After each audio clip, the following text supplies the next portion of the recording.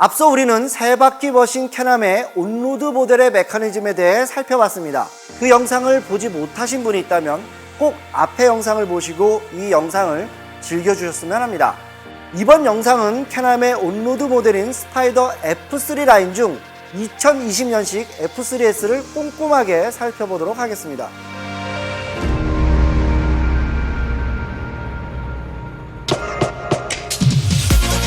캐남 스파이더의 외관은 앞뒤를 분리해서 봐야 합니다.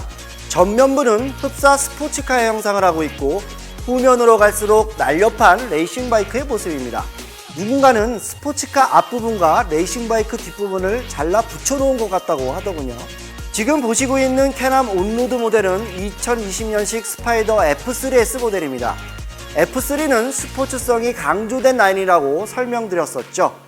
머슬카에서 느껴지는 라디에이터 그릴과 앞쪽 본인 라인에서 에어댐까지 떨어지는 곡선은 상당히 공격적이어서 사람들의 눈길을 사로잡을 만한 디자인입니다.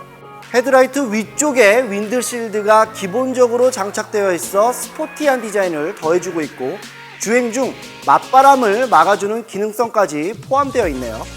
앞쪽 보닛을 열어보면 수납 공간이 있는데요. 풀페이스 1개와 장갑이나 지갑 정도를 넣을 수 있는 공간입니다. 넉넉한 수납을 원하신다면 F3T나 리미티드 아니면 투어러성을 갖고 있는 스파이더 RT를 선택하시는 게 좋겠습니다. 캐남 스파이더의 시트는 마치 자동차의 스포츠 시트처럼 라이더의 엉덩이와 허리를 감쌀 수 있게 디자인되어 있습니다.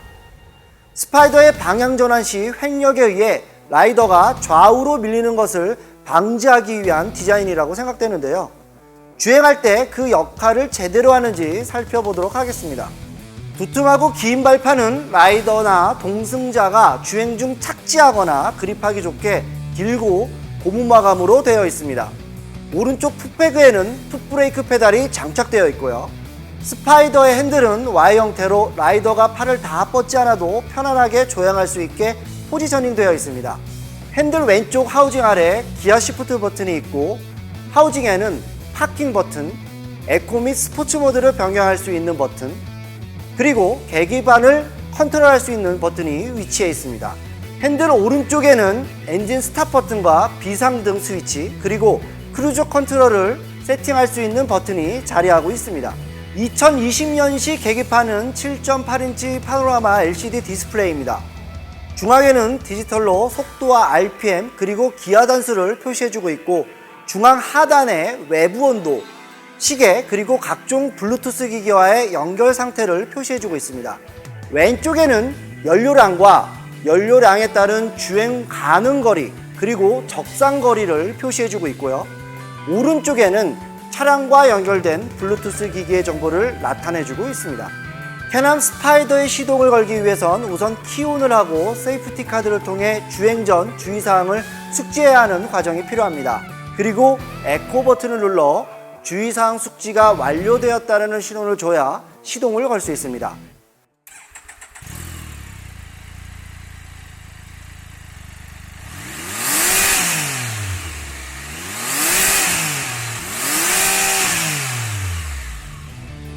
지금 들으신 배기음은 캐남 스파이더 F3S의 순정 상태의 배기음이고요. 이어서 아크라 포빅으로 튜닝된 배기음을 들어보도록 하겠습니다.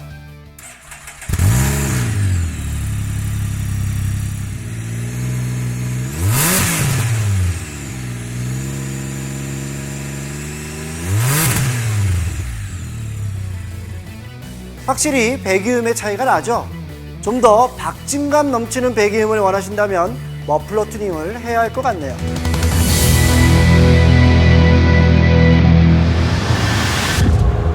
캐남 스파이더의 가속감은 고배기량 스포츠바이크 못지않게 탁월합니다. 자동차의 흐름 속에서 차간 사이를 신속하게 들어갔다 나왔다 할 수 있을 만큼 민첩합니다. 기어는 왼쪽 시프트 버튼을 눌러 변속하는 방식입니다. RPM을 올려가며 기어 변속 버튼을 눌러 고단으로 높여봅니다. 스로틀을 감은 상태에서 기어 버튼을 눌러 변속하기보다 기어 변속 시에 스로틀을 한번 놓고 변속을 하는 게 좀 더 부드럽게 시프트 업 되는 느낌입니다. 바이크 기어 변속할 때와 같은 타이밍으로 말이죠. 속도를 줄이면 RPM이 떨어지고 RPM이 떨어지는 템포에 맞게 기어는 사용자가 마이너스 버튼을 누르지 않아도 저단으로 순차적으로 내려갑니다. 엔진 브레이크를 걸어야 되는 상황이나 주행 중 급가속을 위해 기어 단수를 맞춰 치고 나갈 때 외에는 마이너스 버튼을 사용하지 않아도 되지만, 라이더가 RPM이 낮아져 자동으로 기어비가 낮춰질 때까지 기다리지 말고 직접 조작하는 것을 추천드립니다. 도로 상황과 주행 상황에 따라 RPM 비율이 규칙적이지 않아 기어가 변칙적으로 떨어지는 느낌이 거슬릴 때가 있습니다. 클러치가 턱턱하며 걸리는 소리가 차량에 데미지가 가지는 않을까 걱정할 수 있는 상황이 가끔 발생합니다.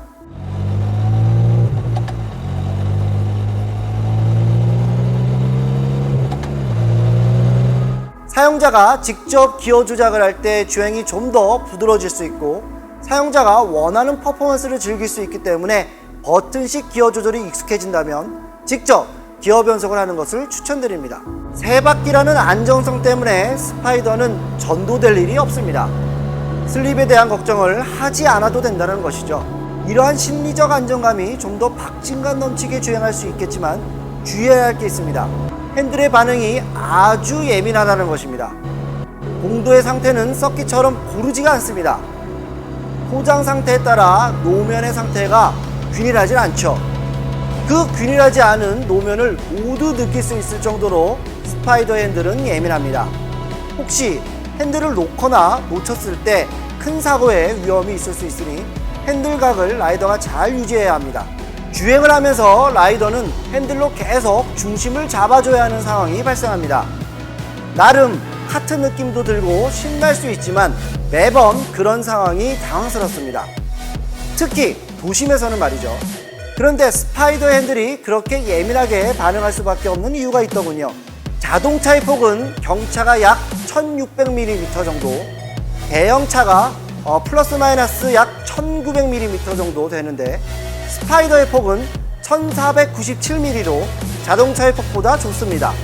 공도는 자동차의 바퀴폭에 길들여져 있어 아주 미세하게 라인이 형성되어 있는데, 스파이더는 자동차 폭보다는 좁기 때문에 길들여져 있는 라인 안쪽에서 주행을 해야 하는 상황이라는 것이죠. 길들여져 있지 않은 가운데 도로는 불규칙하고 심한 경우는 가운데 도로가 올라와 있습니다.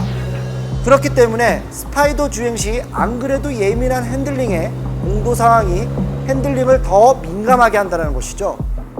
하지만 뻥 뚫린 국도로 나가면 공도 상황은 더 쾌적합니다. 스파이더는 코너를 선회할 때 바이크와는 다른 짜릿함을 선사합니다. 차체의 기울어짐보다 바퀴의 회전각에 의해 방향 전환이 되기 때문에 바퀴의 반대 방향으로 차가 들리는 현상이 생기게 되죠. 탑승한 라이더들은 코너 반대 방향으로 쏠리게 됩니다. 놀이공원에서 회전력을 이용한 기구를 타는 것 같은 느낌이 들죠. 속도가 빠를수록 운전자와 동승자는 반대 방향으로 쏠리는 힘이 강력합니다. 다행히 스포츠 시트 모양인 운전자 시트가 엉덩이와 허리 쪽을 감싸고 있어 좌우 방향 선회 시 운전자의 이탈을 잘 막아주고 있고요. 단 텐더먼은 발판의 그립력을 높이고 사이드 그랩바를 잘 잡고 있지 않으면 튕겨나갈 수 있으니 주의해야 합니다. 바이크의 경우 오른쪽 핸들바에 앞브레이크 레버가 있고 오른쪽 발판에 뒷브레이크를 작동시키는 레버가 있죠. 스쿠터의 경우 핸들에 앞뒤 브레이크 레버가 다 장착되어 있고요. 하지만 스파이더는 풋브레이크 페달이 3바퀴의 브레이크를 연동하여 작동해주고 있습니다. 2개, 3개가 아닌 1개의 페달에 브레이킹을 의지해야 한다는 심리적 불안 요소가 있지만 스파이더의 브레이크 성능은 최고라고 표현하고 싶습니다. 3바퀴 모두 브렘보 시스템을 탑재한 스파이더의 브레이크 성능은 라이더가 원하는 타이밍에 원하는 장소에 정확하게 정지하게 됩니다. 이러한 완벽에 가까운 브레이크 성능은 라이더가 더 적극적으로 스파이더를 주행할 수 있게 부추기는 것 같습니다. 캐남의 스파이더는 후진 기어가 있다고 설명드렸었죠.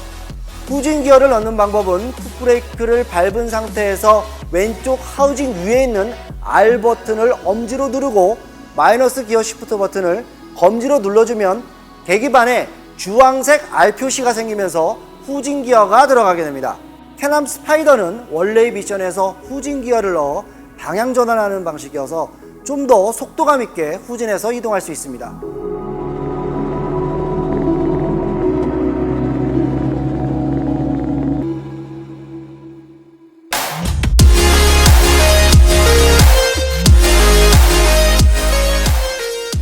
자, 지금까지 캐남 스파이더 F3S를 살펴봤는데요.